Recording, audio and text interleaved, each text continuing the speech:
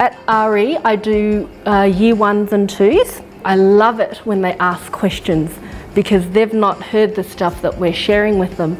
And when we get to answer the questions, we're sowing God's promises into their lives, whether they understand that or not. The kids get to hear positive stuff, great stuff about who they are and what they can do, and they may not be getting that in their environment at home. And I think that is one of the most important things that we get to do. At Kids Church, when we're sharing God's Word with them, it's great to see the kids' eyes light up when you can see that they've connected with something you've shared. Our kids team just love kids with a passion. For most of the kids that come, they are already being taught those things at home, but we do understand at Kids team that some of them don't have that Christian background. So whatever we sow into them, we're encouraging them, and they get to go home and they get to sow that into their families and be life changers in their families. There's nothing like the look of a child in their eyes. It's just like Jesus looking back at you because it's so pure. Their hearts are so pure. Kids are great and I just love them so much, and that's why I do RE and Kids Church. At the start of this year, my husband Luke broke his neck and broke his back in 3 places. When it first happened, it was sort of like, oh my gosh moment, like how are we going to do this? We don't know what this season's going to even look like. We don't know how this is going to turn out.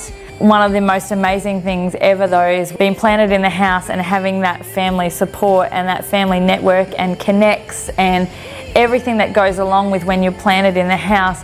We had text messages with people offering their assistance. We had people donate finance into our world so that we could get through some of the first initial costs involved. One of the biggest, most amazing helps to us as a family was Brendan and Inga Clancy.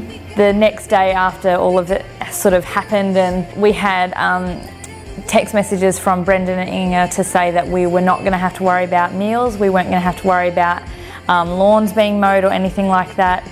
The way she did that was just so amazing, and for us personally, like a lot of people might think I'm just baking a meal, but to have meals in a situation provided for you most nights of the week was just so amazing, and it was such a statement of value. It was such a statement of worth, and for our church family to come around us in such a way was just the most amazing thing for us. For Inga, she says, you know, it was effortless, it wasn't a big deal, but to be on the receiving end of that was a big deal.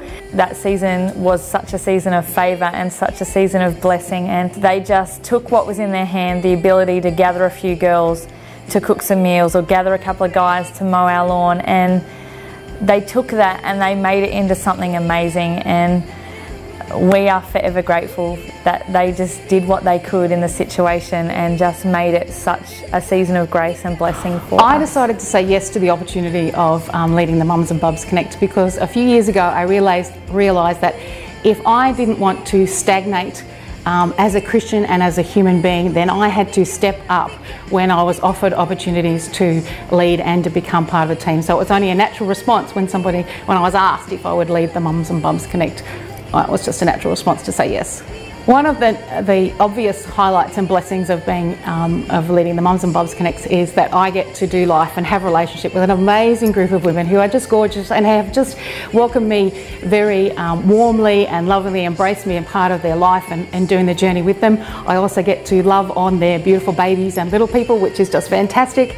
But you know, Mums and Bubs isn't about us, and it's fantastic to be part of, and it's the same with every Connect, it's fantastic to be part of a group that is aware that it's not about us. And we have had the opportunity to you know, provide meals for mums when they've had a new baby. We've had the opportunity to provide a birthday party in one of our mums' homes.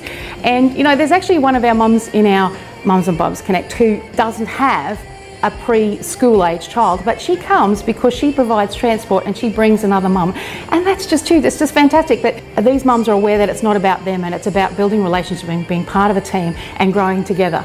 And also just recently, because I work here at the school, I'm in the playground here, and one of the older siblings of one of the families in our Mums and Bubs Connect, she has taken, when she sees me in the playground, to saying hi. And the other day she called out and she said, "Hello, Michaela," and I realised that, you know, being part of Mums and Bubs isn't just about loving on these little people now, it's about an ongoing relationship. I get to speak ongoing into the lives of these young people, and that's just huge and fantastic.